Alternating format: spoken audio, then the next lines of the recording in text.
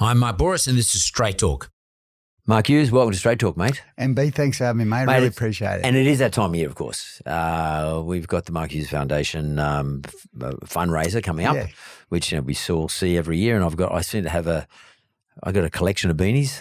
You seem to change the beanies up every year, end up, with MHF on the front. That's it, mate. Yeah, and it's a good time because it's been bloody freezing down here in Sydney. I don't know about up in Newcastle, but it's bloody freezing down here. We're getting Arctic winds, and it's beanie time of the year, mate. It's definitely getting cold, mate. And one thing you need to know: these beanies are designed. They last 10 months. Then they start to come apart, and you've got to replace them. So it's good, mate. That's the way we design them. That's good marketing, good strategy. Every year you need a new one, mate. So let's just go back a little, because a lot of people don't know a lot about you. Mm-hmm. If they're not a rugby league fan, they definitely wouldn't. It's funny, rugby league, I was only thinking about this on the weekend. Rugby league has the Mark Hughes Foundation, which it supports. NRL supports it heavily, and as do the clubs. And I know our club does with the Roosters. And it's on it. Your fundraising is on this time of year, and you build awareness around brain cancer, etc. And then I noticed on the weekend though that the AFL has the MND Foundation, and I don't know what it's called. I just saw MND. Actually, my mother passed away from MND, and I remember that they contacted me, but it was a Melbourne thing. You had to go and jump into an ice bath or something like that. And I was watching a few people do it on the weekend, and I was I thought to myself, it's important to get an institution behind you, like the NRL. How important, and let's just go back a step. How did you actually manage to do that? How did you talk to Abdo? Who did you talk to? Did you go and see the PVL? Yeah, well, way back, the Callender family. Matt Callender was a high credentialed employee of Channel 9, and unfortunately Matt came down with brain cancer. And we decided to, in the background, we'd been chipping away with beanies, and we wanted to try and take it to the next level. So we connected with the Callender family. We connected with Channel 9, and we got together and we said, how can we take this to the next step? What can we do to get the NRL involved? And some talks happened, and from there, the NRL climbed on board and said, let's give this a go. And it just, from that part, it's been an absolute tidal wave of support. It's been amazing. Like, it's nearly like you can't afford not to be in it if you're a club, to be frank with you. It's like, well, why aren't you supporting this? And I do want to talk about brain cancer, if you don't mind. I'm sure it's a sort of sensitive issue for you, because but you first, were you playing for Newcastle when you got diagnosed with brain cancer? No, this was 2013. Yeah. So I'd finished. I was 36 at the time, going along really well, feeling fit and strong, had 3 children under 10, unstoppable. And then from nowhere, I got headaches. I was bedridden for a day or two. My wife said, you need to go get this checked. So I went and got a scan. And from that moment, my life completely changed. They said, I'm sorry, you've got a brain tumour. You need to get that out as soon as possible. What? What's this brain tumour business? I don't know anything about this. No one knew much about brain cancer. And suddenly it was me. So then rushed to John Hunter Hospital, surgery. Then you're hopeful that the tumour's not cancer, of course, and I'm always very positive. Benign, in other words. Yeah, all that stuff. So I'm thinking I'll be fine, And then a week later, we went in, me and my wife Kirralee, into the doctor's surgery for the news, and he just sat us down, looked us in the eye, stared at us, was paused, and just sort of simply said, "Sorry, Mark, you've got high-grade brain cancer." And that just shattered everything. There's no cure for brain cancer. Brain cancer kills more people 40 and under than any other disease. And wow. Here we were with this disease, and it was a surreal, terrifying moment. Do you think that, I guess most of us, I don't know about you, and I'd like to know what your view on it is, most of us always try and find something to blame. Did you at some stage then reflect on how you'd lived your life prior to that moment, including footy and everything else? I mean, did you go through that process? Look, my thoughts spiraled like I think any person's would, lots of negative thoughts, and it was really tough time. And then people would say, oh, it's the footy, the head knocks, or is it this or that? So I'd get that thrown at me a few times. But really, there's just no one knows. It just sneaks up on you. That's the thing about the disease. We don't know much about it, and there's no reason or rhyme at this point. So your football career, I mean, I remember you in Origin.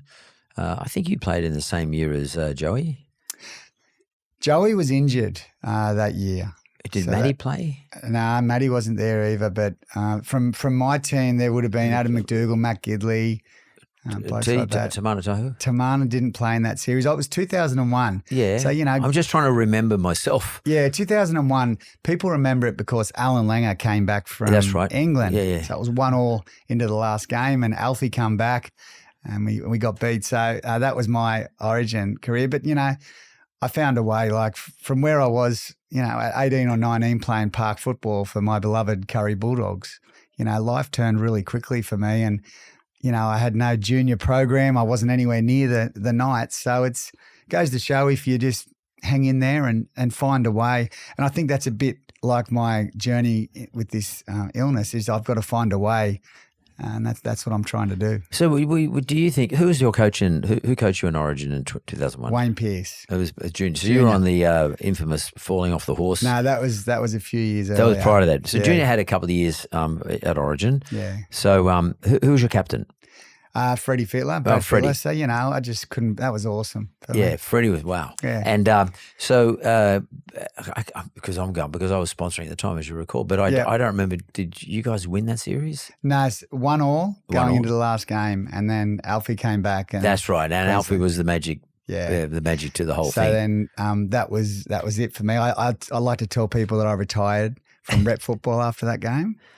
But the truth was I just didn't get picked again. Get selected. But it's a better story. Yeah. But yeah, I didn't have this, I wasn't the strongest or fittest, or biggest, but I found a way, and I was surrounded by some amazing players at the Knights, which helped. And I got way more out of rugby league than I thought I ever would. It's funny but I think the process in rugby league today, as I've observed it anyway at Origin level, is coaches and selectors, like in those days they had selectors. Now the coach does all selection, but you had a selection panel, as I recall.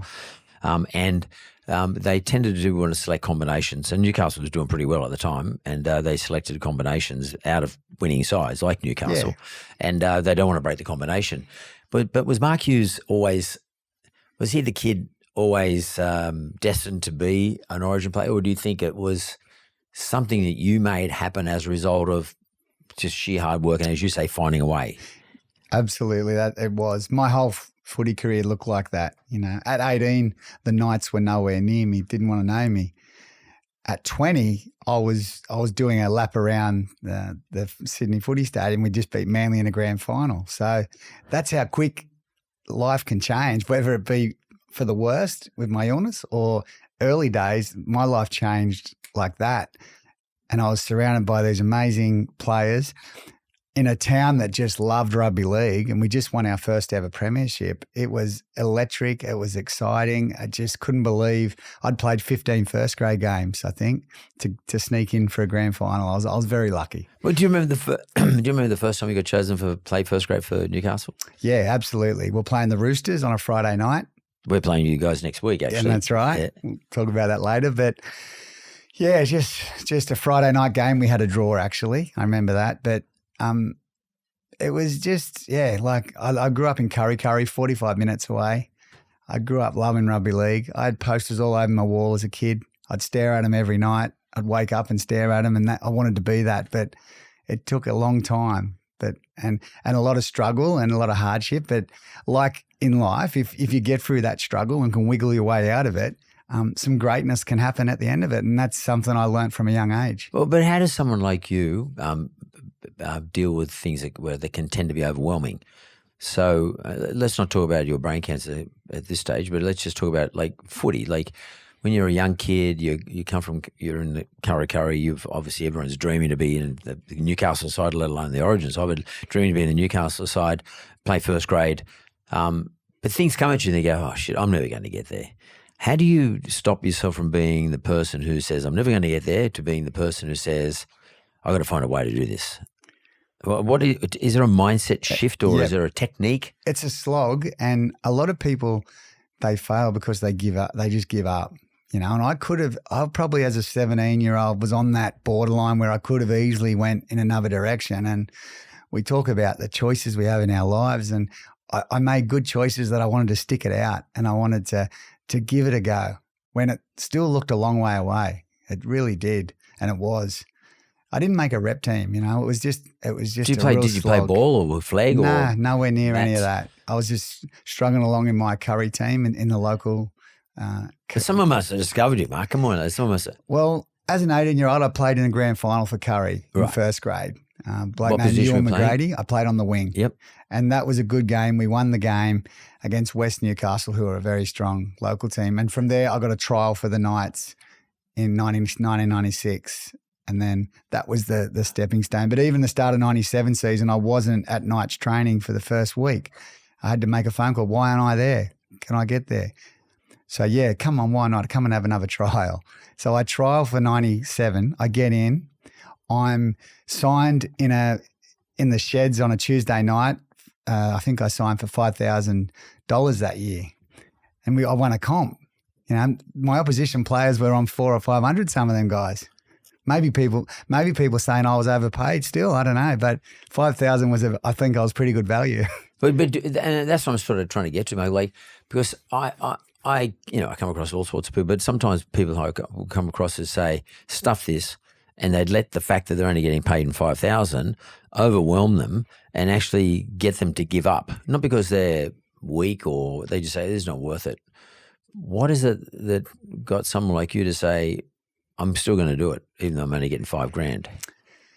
Just the love of rugby league, and just the fact that I was getting this opportunity and somehow I'd made it into first grade. I would have got zero money that year and I wouldn't have mattered. It was just so exciting to be living your dream. That's something that you'd worked for all your life. And there it was. And you're in this really great team with playing for all these great players, some leaders. Talk about leadership, Paul Harrigan, Tony Butterfield, these type of guys leading, just real like big brothers there in your team. So I'm a 20-year-old soaking all this in.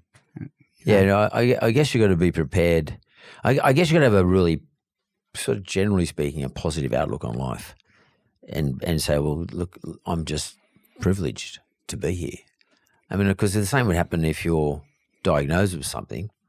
You get dirty, you could get dirty in the world, but you could also say, well, I'm privileged, I now know about it, and there are ways to manage it at least. It's sort of the difference between letting it completely fuck you over or learning how to manage things and actually just get on with stuff. It's a very fine line, but it can make a massive difference as to the outcome. Huge difference. And I feel that for me, resilience and positive mindset are two key areas that I've had in my life since I've been young, and I've worked on them, and they're like muscles. You can work on them and make them better and bigger. And I feel without those two things, we wouldn't be talking today, because I would have been tipped out of footy. And yeah, it's just the choices I made have led to this road. And without my rugby league background, I wouldn't have the charity and the opportunities we got as well. And the contacts, I guess. Yeah. I think the contacts, and I think it's a double formula, like just from seeing other things that have failed in the same sort of regard and all those that are successful. It's the contacts that you have, but it's also likability. I mean, the idea's got to be relevant. Obviously, brain cancer is relevant. So that's a sort of a given. That wasn't something you created, but likability, if you're not a likable person, it doesn't matter about your contacts. You're not going to get the job done.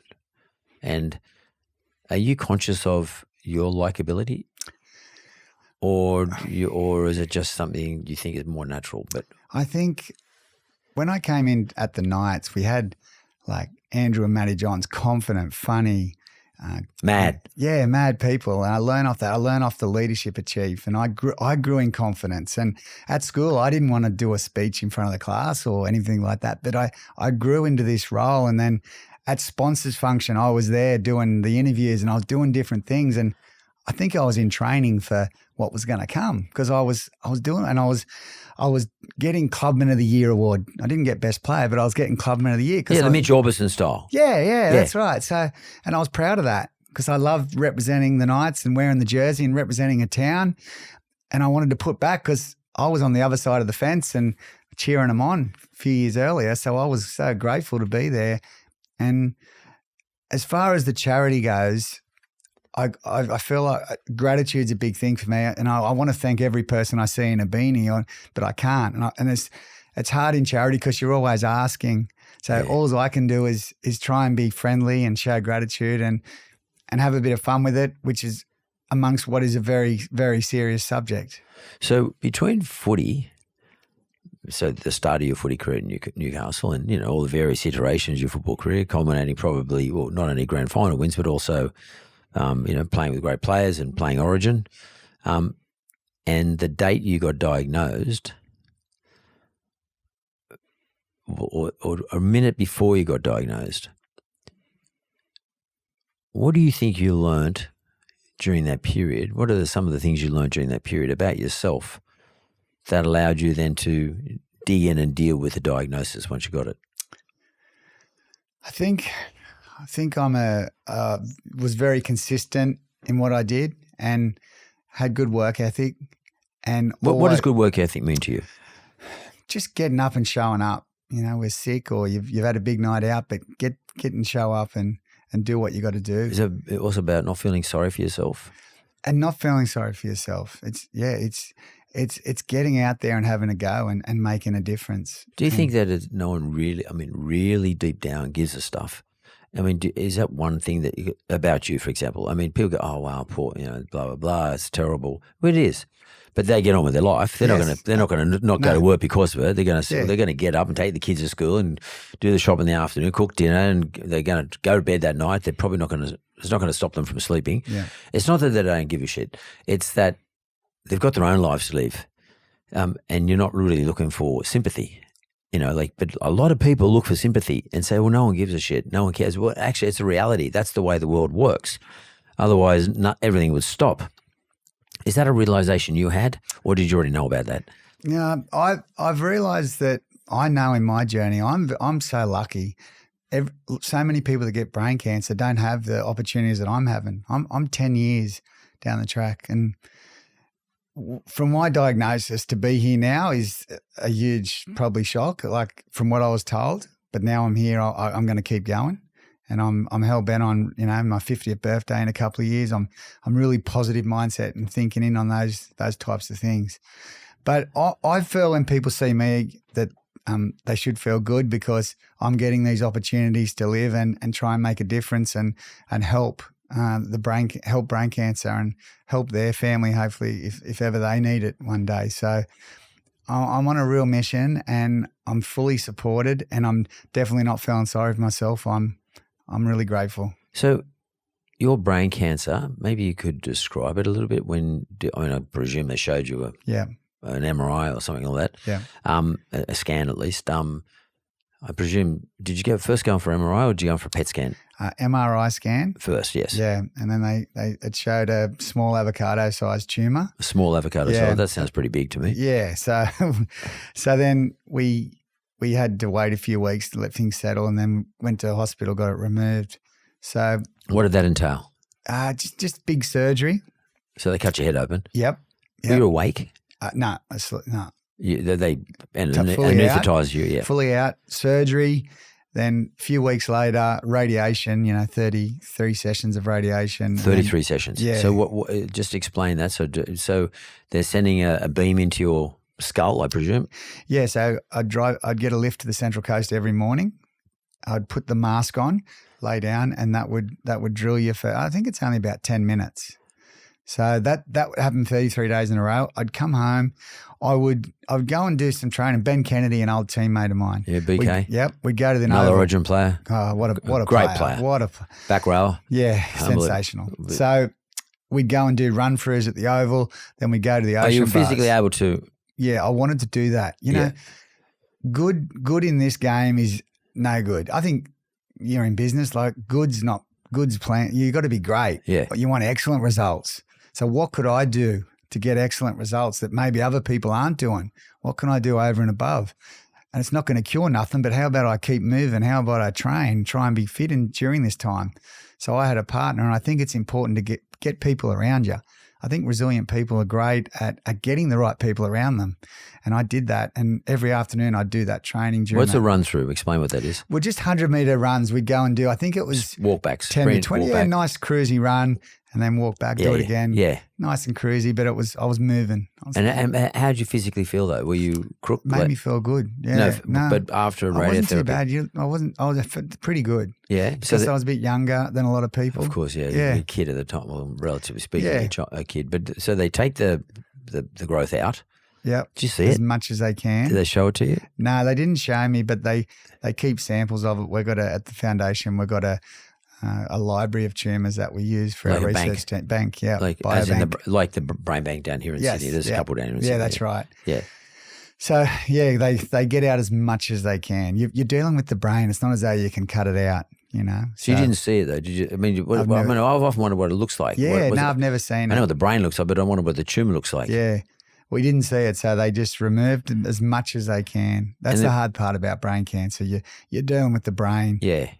And was it touching on any particular part, like motor area or your? Well, it was a bit of visual stuff and that at the back here, but I haven't had too much. I don't like reading anymore. Night driving, I'm a little bit slower, I think, but I'm really good, really. And what were the symptoms? So you just woke up with a headache one day, or do you thinking back, do you think you had probably a series of things you should have clocked about? Yeah, there was a couple of little things, like I'd have a vomit a few times when I'd had a few beers. And I thought, what's this all about? But in hindsight, it might have been a sign. Yeah, that's mad. But you weren't getting headaches consistently. No, just like I thought, this is what a migraine is. I had 2-day headache, and then from there, it's flipped and it's all of a sudden it's a tumour. Wow. Yeah. And then when they give you the radiotherapy, someone told me, I got mates who've had it, they told me it's like you're like getting cooked. Yeah. It burns. Yeah. Did you? I didn't feel any burn. I had this helmet on and just laying there and trying to think positive thoughts during that time and getting that done and then getting out of there. And it's not a great feeling, but you're also feeling like you're killing the bad cells. Yeah. It's a game. It's like a game. Yeah. You can picture this light coming in and killing these things. I think that was good. And do you have to do chemo? Yeah, it was through tablets for 6 months, so it's not too bad, not too invasive. Yeah, but were you sick? No, I didn't feel too bad. Your hair drop out? I had a bit of a there in the backs there, so I wore a beanie in that a bit, and that's sort of how beanies and brain cancer, I brought them together. Yeah. Because you wore it to cover up the patch. Yeah, and I thought, beanies and brain cancer that goes well. So we decided to get some local schools to wear their favourite beanie and bring a gold coin, and the kids love doing it. So then we said, let's design our own beanie. So we decided to design our own beanie, which I designed myself. You know what colours I come up with? Red and blue. I'm a genius. Sold well in Newcastle, but no one else wanted to buy them. So I got sacked from beanie design. And we got clever and we started to design 2 beanies and make them so that even if the foundation doesn't mean much to you, it's a nice beanie. Yeah, no, it's cool. And other people are wearing them, so I'll get one. Yeah, it's sort of like trendy, especially when you turn the TV on and there's Chief wearing one, for example. And young people go, I wouldn't mind getting one of those. Yeah. Can you just go back, if you wouldn't mind going back a step though, and you're probably underselling it a little bit, but the idea to establish a foundation, which is essentially a charity, there's a number of steps involved. There's board of directors, there's constitution, there's documentation, there's registration with the New South Wales government, whatever you got to do then. You want to make a charitable donation, so you want to make it tax deductible, so you got to go to the federal government. Yeah. Maybe you could take me through a few of those things that, and how Mark Hughes got onto all this sort of stuff and how he worked it out. Did you go to KBMG or how do you do that sort of stuff? Yeah, well, my wife Kirralee drove all that. I was focusing on my fight back. Yep. But there's so much red tape, so many hoops to jump through. Totally. Yeah, so we had some help off HMRI, big institute in Newcastle.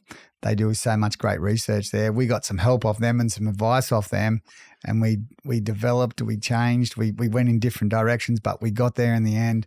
But it takes a lot of work. Yeah, charity takes a lot. And registrations and government's approval. So much. So right now, the income or the money that goes into the charity is taxable. You're registered in New South Wales, probably across Australia, but definitely in New South Wales to receive money, because you can't just set up a charity and just take the money, because you've got to be registered. Yeah. And you've got government, whatever the word is, federal government tax office consent that if I make a donation to it, it is tax deductible. Yeah. And then there's all the administration that goes with it. So you obviously had to set up a website and somehow allow people to transact with that website or give them a receipt for their tax if they want to claim it on their tax. Most people don't, but you know what I mean. It's what 30. How much do you have original beanies? The original beanies, how much were they? Yeah, it might have been say 15 or 20. Say they were $20. The first time they went on the footy show, the first announcement of these beanies. And who was hosting the footy show then? Fatty, Sterlo, Chief. Yeah. Those types. Yeah, all them guys. And do you remember saying something to Chief or somebody saying, can we do this? Or did that come through the Nine connection? Glennie Pallister was the producer. Glennie he was instrumental. Yeah, gun. He was a gun. So it happens. It goes on the TV, and then we didn't realise the power of television at the time. And then it just went off, and everyone went on our website, and then our website busted. Blew up, yeah, completely blew up. The smithereens. Yeah. We couldn't handle it. And the first year we didn't have enough beanies. But people are ordering beanies, and we didn't even have the beanies. We had to order more in, and there was 6-week waits, but no one cared. They were doing it in the right spirit. And it's been like that ever since. So most people don't realise that Glenn Pallister was the original thought behind the footy show, the style of the show, etc.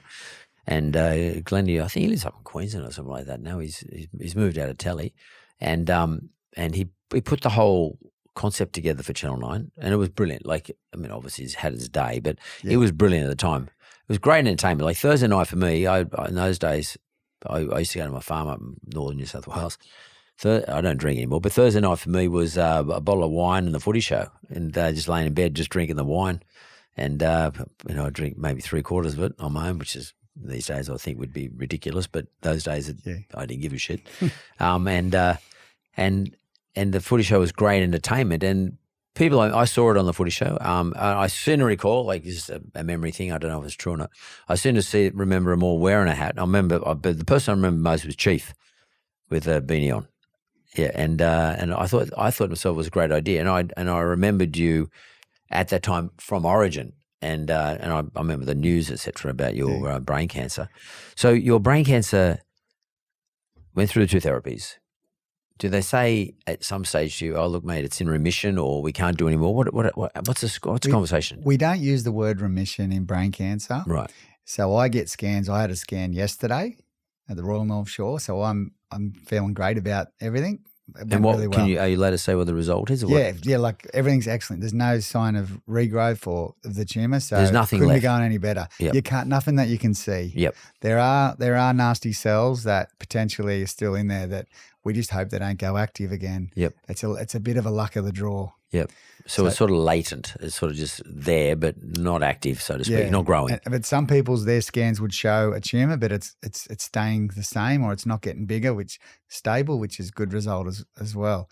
So it's a really tough game to be in, brain cancer, and that's people are living and dying by their scans and what's going on in there, and it's people get a lot of anxiety going into their scans because you just don't know what the next scan is going to show. I get anxious you talking about it because I'm thinking to myself, you wouldn't know if you got bloody brain cancer because it's not something you can see. It's different if you've got skin cancer or something, you will see it. Or if you've got prostate cancer, your prostate's probably blowing up and you're not going to the bathroom properly or whatever. There'd be some other form. If you've got lung cancer, you probably feel it in your lungs when you breathe. But brain cancer just gets to a point where it's gone too far, or it's gone pretty far.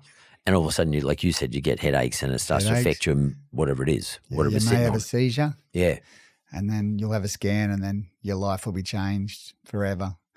your family will be shattered. Because you don't want to Google brain cancer because there's not much good stuff on there. Did you find yourself doing that? No, I haven't. I've never Googled. Oh, really? No. Never on purpose? Once. Yeah. Yeah. I've just got to focus on my journey. And interesting. And I just don't want to get negative. You don't want to go down the rabbit hole. No, because that's interesting. That's a very interesting technique. Is that something they advise you to do? Because no doubt they have counselling and stuff like that for you. Do they say, listen, Mark, don't attempt this or stay away from that? No, it was just something from the start. I don't want to know much about it. I don't even know what the name. They give them all these massive long names. Yeah. So I don't know the name of my tumour. My wife looks after that. I don't want to know about too much. I just want to know that I'm going to get up each day and fight it and fight the best I can for myself. And then for everyone else out there that's in this battle, I need to keep carrying that torch and keep going with this. That's the thing. There's not too many advocates of brain cancer because the realities are we lose them. So the death rate is quite high. The worst, yeah. Yeah, right. Wow. Yeah. And I see families that diagnosed us 6 months later, passed away. Like it can be horrific, but it's case by case. And I tell people that your tumor reads different to mine and this one. So there's a little bit of hope. So, did you just when you say you left it to Kirralee, does that mean? But do you not discuss? I mean, would you get up in the morning and feel as though let's have a cup of coffee and talk about it? I mean, or did she more interested in just supporting your fight? Yeah, no, we didn't talk too much about it. No, we just got back on track and probably focused on the foundation. And I think when you do that, when you're giving back in any way, you're focusing on other people, and it was a really good focus. So I think our focus changed from exactly what I was doing to, hey, let's fix this big problem. Let's have a crack at this. And I think that we shifted our mindset to fixing the big problem and not focusing too much on mine. And do you think that had something to do with the fact that you're the word's not better, the word's not recovered, but managing for such a long period of time your brain cancer? Do you think it's because of the attitude you had, the way you addressed it, the way you approached it? Do you think that had something to do with your, let's call it success? Because it is success. You're still sitting here. Yeah, look, it doesn't cure it don't cure nothing. And there'd be people out there that have had the best mindset and got torn apart. You know, my tumour had a couple of readings in it that could give favourable outcomes and give you a real chance to fight. So I was grateful for that reading in that.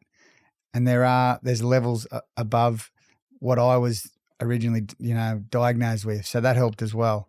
So the attitude and that's not curing nothing, but it makes a big difference. And you start living life, you start having holidays, you start doing things because you just don't know where things are going to end up. So in a strange way, and you can talk to lots of cancer people, your life can be better after this diagnosis. So it's like, I like to say to people now, don't wait for the cancer diagnosis or the tragedy. Get living now, do good stuff now, make today count now, because we don't know what's around the corner. That's very interesting. I have a friend who's suffered on a number of occasions cancer, but not brain cancer, but cancer maybe 4 or 5 times over his last 20 years. And I don't think I know a more positive person. And he said to me, the first time we got diagnosed with it was in his 30s.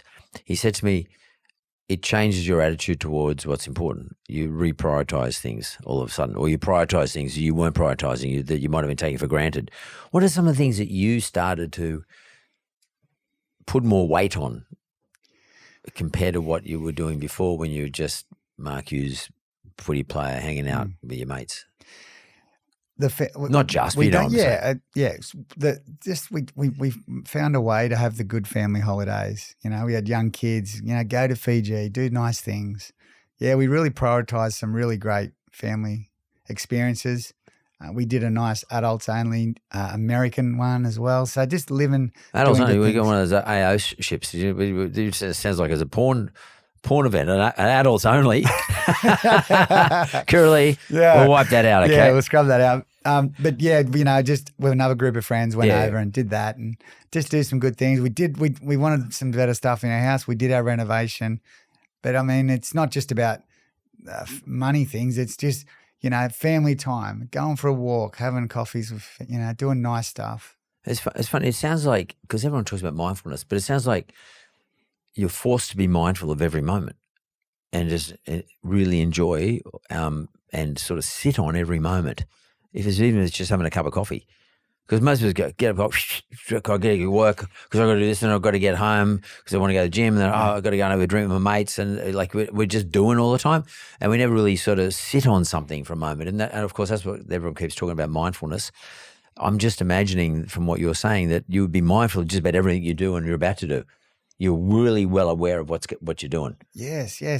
That hustle and bustle of life, that goes. And for the first 12 months, I couldn't drive, and so I was grounded at home. And it was like, that feeling when COVID hit and everyone was stuck at home, and all of a sudden everyone thought, there's how bad it was. But there was some advantages of stopping and keeping still and just focusing on your family. Totally. Yeah. Totally. Yeah. So how much money have you guys raised so far?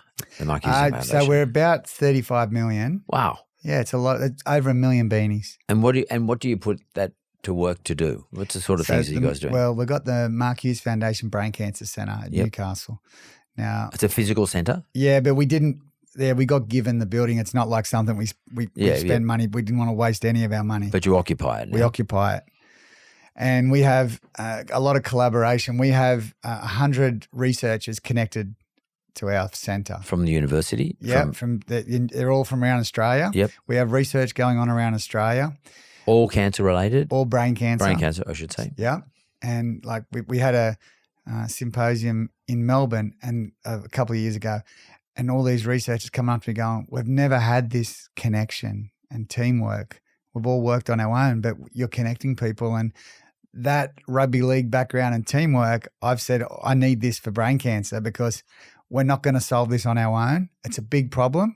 We need some big minds. We need to get together, collaborate, share, and be a team. And that's what we're doing with the Mark Hughes Foundation Centre. Any good outcomes like so far? There's some great stuff happening and they're really excited about it. And there's different areas we're looking at, whether it be scanning, whether it be kids' brain cancer. There's all these different streams that we're working through. And yeah, we're feeling good about it, but it's a big problem. And it goes on forever. It goes on forever. It can't stop. So we keep working on that. We have our brain cancer care nurses doing a wonderful job throughout regional New South Wales. They're like angels.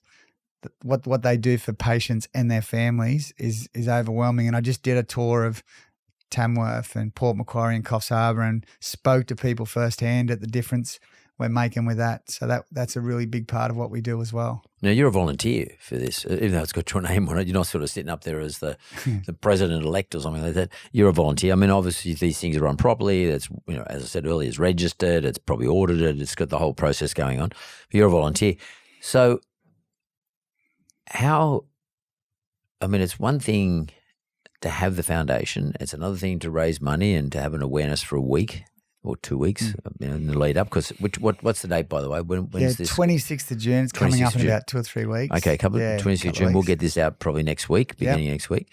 And that's okay. There's awareness. You'll probably do, another couple of podcasts. They might get you on. They don't have footy show anymore, but Channel 9 might do a cross, blah, blah, blah. You do stuff and go for a couple of weeks. But then it'll drop off.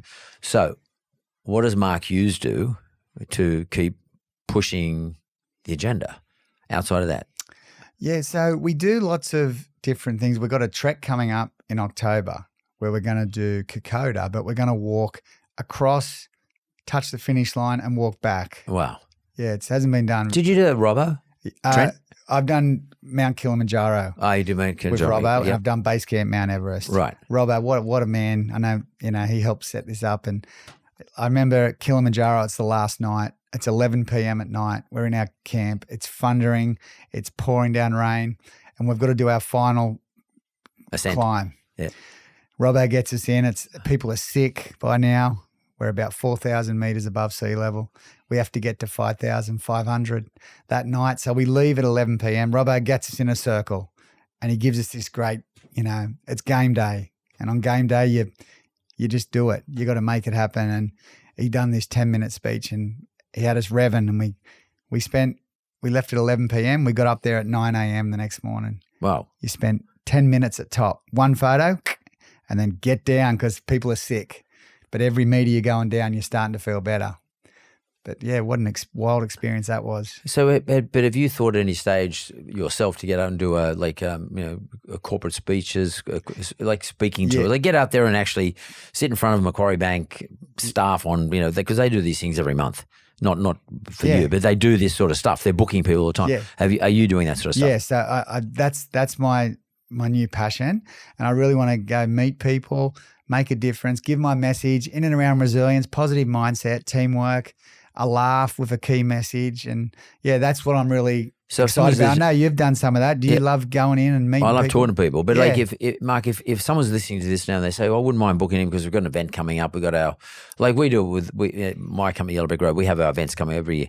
How's someone get in contact with you? Do you want me to leave your mobile phone number at the bottom of this or something? I've got a Mark Hughes website now. So there's a Mark Hughes website. What is it, markhughes.com.au? Yeah. Or people can just get on the foundation and contact there and just say, could I have Mark's details of the team? Go on the but that would be amazing. Page. I just want to meet people and spread the word. And like you said, I'm a proud volunteer with the foundation.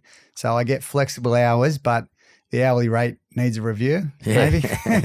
But no, it's with my heart. And we've got 4 or 5 team. That's it. The rest are just volunteers.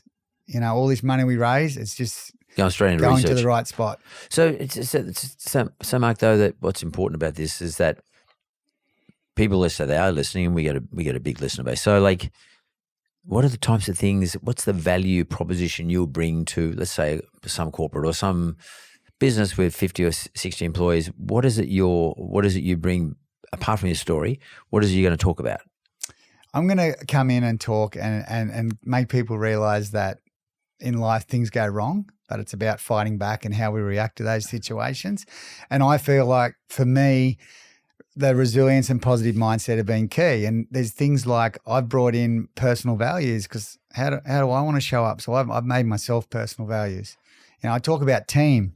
I talk about the people around you that make you the person you are and surrounding yourself with those right people. I love talking about the power of giving back, controlling our thoughts. My thoughts were going wild. They were going nuts. I had to level them up and square them up because I had to be a leader and I had to have strong, clear thoughts. And just things like movement, fun, doing things to keep yourself in a great position. And I like talking about that and lots of other stuff with people, and it resonates, and I just hope to get the opportunity to do more of it. And I just, as you're speaking, I can think of businesses, like a business doesn't get brain tumor, but a business can have something equivalent to brain tumor, something can go really bad, and you might think, well, that's the end of us. But at the same time, you might be able to manage your way through, just like you have done in relation to your brain cancer. And it's about, obviously you built a strategy. You had a strategy. You just didn't go, oh, fuck, I'm going to go and bring up Ben Kennedy and go for a run. You thought, hang on, I'm going to get this part right. I'm going to get my exercise right. I'm going to get my food right. I'm going to get my, I'm going to form the foundation to give me something to push and run. How do you go about building a strategy? Like, what was your strategic thought process? Did you have some mentor or somebody come and say, hey, mate, let's sit down and write it all out? What's your process? As a footballer, you get injured, you go to physio, you get yourself right to play the next week. That's all that matters. It's very tactical. Yeah, you just work Saturday to Saturday, whatever it was. You just need to get yourself back on the paddock.